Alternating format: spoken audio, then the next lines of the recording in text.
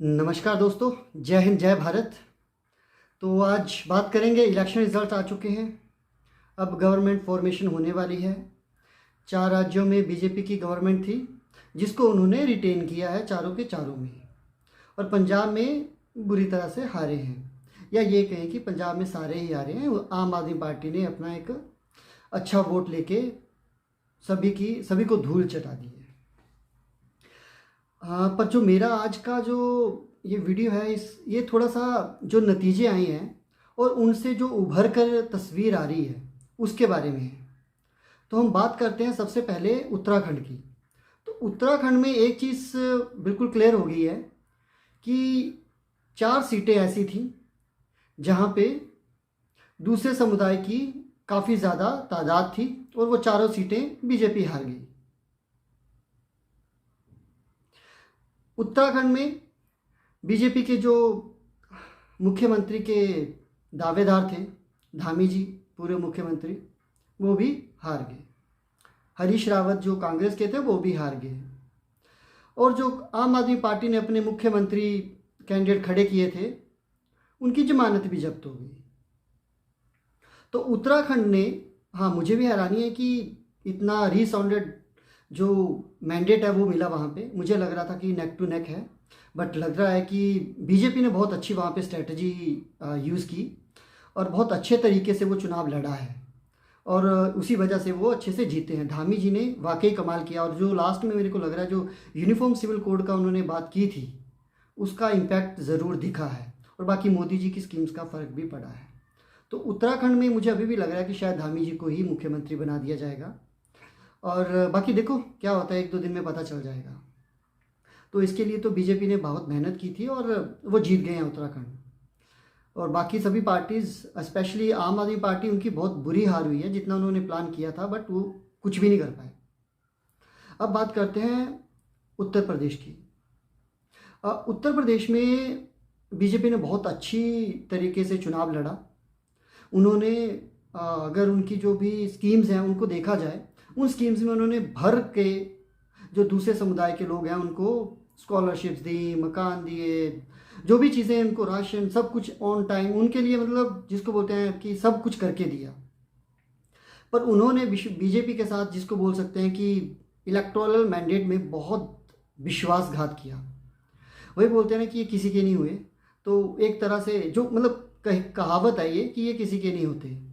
तो इनको जो समझा दिया जाता है ये वही करते हैं। और वही बीजेपी ने इस बार, मैं कहता हूँ कि बहुत अच्छा किया, जो अपने कोर वोट बैंक को पुश करते रहे और सीटें आ गई हैं। नहीं तो अगर आप देखेंगे जहाँ पे भी इनकी संख्या ज़्यादा थी वहाँ पे बीजेपी को एक भी सीट नहीं मिली।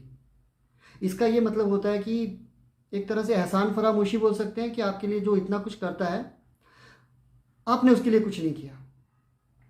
आपको सब कुछ मिला बट आपने उसके लिए कुछ नहीं किया और आप वहीं ढाक के 2 पात वैसे रहे। पर इसको एक देखा जाए तो ये इनको भी सोचना पड़ेगा कि अगर आप बीजेपी के खिलाफ जाते रहेंगे इस तरह से, तो आप एक तरह से कट जाएंगे सोशल सेटअप में। क्योंकि बीजेपी की जो कोर सपोर्टर है वो हमेशा से देखते जा रहे हैं कि ये बीजेपी को कभी सपोर्ट नहीं करते और बीजेपी वाले इन्हीं को, जिसको कहते हैं मान मनोबल में लगे रहते हैं, पैसा इनको देते रहते हैं। मतलब ये नहीं है जेब से देते हैं, टैक्स पेयर्स की मनी है जो दी जाती है। बट टैक्स पेयर भी देखा जाए तो जो हिंदू कम्युनिटी है वही एक्चुअल में टैक्स पेयर है और जो बाकी दूसरे समुदाय की कम्युनिटी है वो हार्डली कोई टैक्स पे करते हैं। और अगर फ्रीवीज देखी जाए तो सबसे ज़्यादा वही लेते हैं। एक परसेंटेज की बात की जाए तो, जो परसेंटेज ली जाए तो उस परसेंटेज में भी मतलब ये है कि लेना मुझे ज़्यादा है, सपोर्ट मैं करूँगा नहीं। तो ये मुझे एक चीज़ लगी जो कि इस समुदाय को भी सोचना पड़ेगा कि कब तक ऐसा चलेगा। अपने तो बीजेपी को अछूत बना के रखा हुआ है, जो कि मुझे लगता है कि बहुत ही गलत मैसेज जा रहा है सोसाइटी में और एलिनेट हो रही है ये जो समुदाय एलिनेट हो रहा है एक तरह से बीजेपी की तरफ से और बीजेपी के सपोर्टर्स की तरफ से, जो कि मुझे लग रहा है कि हेल्दी डेमोक्रेसी के लिए बिल्कुल भी अच्छा नहीं है। रिलीजन के बेस पे नहीं होना चाहिए। बट फिर भी योगी आदित्यनाथ ने, मोदी जी ने बहुत अच्छे से ये इलेक्शन लड़ा है, बहुत मेहनत की गई है और उन्होंने जो जो कार्य किए थे उसका उनको फ़ायदा भी मिला है, और उस वजह से ही बीजेपी एक बहुत अच्छी मेजोरिटी के साथ उत्तर प्रदेश में अपनी सरकार बचा पाई। और सिर्फ सरकार बचा नहीं पाई, उन्होंने काफ़ी रिकॉर्ड तोड़े हैं अपनी सरकार जिस तरह से बनाई है। और तकरीबन जितने भी एग्जिट पोल थे वो सारे यही कह रहे थे, ओपिनियन पोल भी यही कह रहे थे, और बीजेपी अपनी तरह से ले आई है, तो कुडोज टू देम। अब बात करते हैं मणिपुर की। मणिपुर में मुझे लग रहा था फ्रैक्चर रहेगा बीच में, बट मुझे ये उम्मीद थी कि हाँ बना सरकार तो बना लेंगे, पर जिस तरह से अपने बेस के ऊपर 32 सीट्स लेके, और जो बाकी जो और अन्य पार्टीज़ के जीते हैं उनमें से भी 4 लोग ऐसे थे जिन्होंने बीजेपी की टिकट के लिए अप्लाई किया था पर नहीं मिली थी। तो एक तरह से देखा जाए तो मणिपुर में बहुत ही प्रो इनकम्बेंसी रही, जिसकी वजह से मणिपुर की गवर्नमेंट जो है वो रिटेन हुई है। तो ये एक बहुत ही ज़बरदस्त कार्य हुआ है मणिपुर में। तो वीरेंद्र सिंह ने, वीरेंद्र है उनका नाम, पूरा नाम मुझे याद नहीं आ रहा, पर वो उन्होंने बहुत अच्छा कार्य किया है वहाँ पे। वाकई बीजेपी डिज़र्व करती थी वापस आना, और क्रिश्चियन मेजोरिटी स्टेट में भी अगर बीजेपी आ रही है तो इसका मतलब है कि लोग समझ रहे हैं कि रिलीजन बेस्ड जो पॉलिटिक्स है उसको दूर किया ही जाना चाहिए, और गवर्नमेंट जो है वो डेवलपमेंट बेस पे ही इलेक्ट होनी चाहिए। उसके बाद बात करते हैं गोवा की। गोवा का इलेक्शन जो है वो मुझे काफ़ी ज़्यादा अचंभित कर रहा था कि जिस तरह से बीजेपी वहाँ पे 20 सीटें अपने बेस पे ले गई, और बाकी उसको इंडिपेंडेंट का भी सपोर्ट मिल गया, वहाँ पे भी वो अपनी सरकार बनाएगी।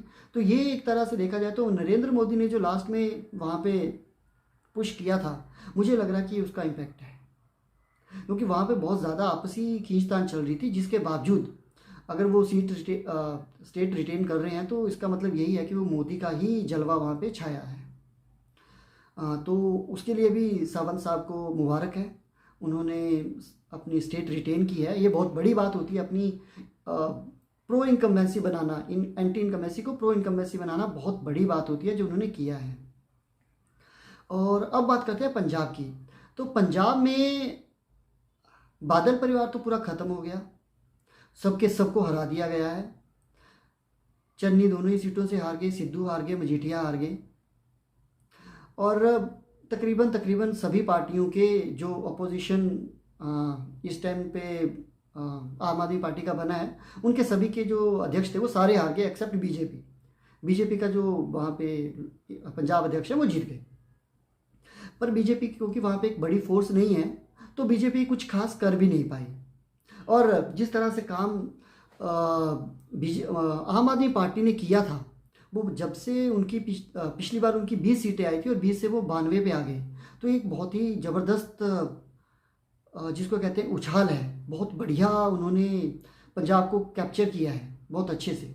और उनकी जो नीतियां हैं, उनकी जो भी चीज़ें हैं वो अब आगे पता चलेंगी, क्योंकि अभी तक उनके पास कोई फुल फ्लैश स्टेट था नहीं। तो पहले दिल्ली में तो ये होता था कि कुछ प्रॉब्लम आ गई तो जी केंद्र देखेगा, बट अब क्योंकि उनके पास एक फुल फ्लैश स्टेट है तो पता चलेगा कि वो एक्चुअल में क्या परफॉर्म करते हैं, क्योंकि लॉ एंड ऑर्डर भी उनके पास है, सब कुछ उनके पास है। तो अभी आगे देखने का रहेगा कि पंजाब में आम आदमी पार्टी कैसे परफॉर्म करती है। और भगवंत मान मुझे तो लग रहा है कि शायद संभाल लेंगे, बट फिर भी क्योंकि आम आदमी पार्टी काफ़ी अराजकतावादी पार्टी मानी जाती है, तो मुझे लगता है सिक्योरिटी जो एजेंसीज हैं उनके लिए काफ़ी परेशानियां रहेंगी। और जिस तरह से जो सिख फॉर जस्टिस एक ऑर्गेनाइजेशन है, आई थिंक बैंड ऑर्गेनाइजेशन है, वो उन्होंने जिस तरह से कहा है कि वो अब आम आदमी पार्टी को भी सबक सिखाएंगे, तो मुझे लग रहा है कि यहाँ पे कुछ घालमेल है इन दोनों का, कि वो वहाँ से दिखाएंगे कि ये हमारे लिए बुरे हैं और यहाँ पे ये इनका फ़ायदा उठा के कुछ ना कुछ कार्य करेंगे जो दिख ही रहा है। बट जो सबसे मुझे चिंता की बात लग रही है, जो होशियारपुर में जो एक केस हुआ है जहाँ पे 20 गायों को काट दिया गया है, तो ये एक बहुत ही बुरी शुरुआत है मैं कहूँगा भगवंत मान के लिए। और गौ हत्या किसी स्टेट में किसी सरकार के शुरुआत के पहले दिन में होना, ये स्पष्ट दिखा रहा है कि पंजाब के ऊपर कोई ना कोई कहर टूटेगा। जो मैं एज ए हिंदू ये बता रहा हूँ कि ये जो हुआ है ये स्पष्ट इस चीज़ को प्रदर्शित कर रहा है कि ऐसा कुछ होगा। तो भगवान सबको सद्बुद्धि दे और पंजाब में शांति बनी रहे, मैं तो यही चाहूँगा। बाकी भगवंत मान जी को बहुत बहुत मुबारकबाद, और मैं चाहूँगा कि सभी स्टेट्स अच्छे से कार्य करें और जो पेंडिंग कार्य हैं, जो पेंडिंग चीज़ें बची हुई हैं, जो लग रहा है कि कुछ जनता के भविष्य को और अच्छा बनाने के लिए, स्टेट के भविष्य को और अच्छा बनाने के लिए जो चीज़ें बची हैं उनको अच्छे से किया जाए। तो सभी को शुभकामनाएं हैं। अभी अगले इलेक्शन आने वाले हैं हिमाचल और गुजरात में, देखते हैं क्या होता है। धन्यवाद। जय हिंद, जय भारत।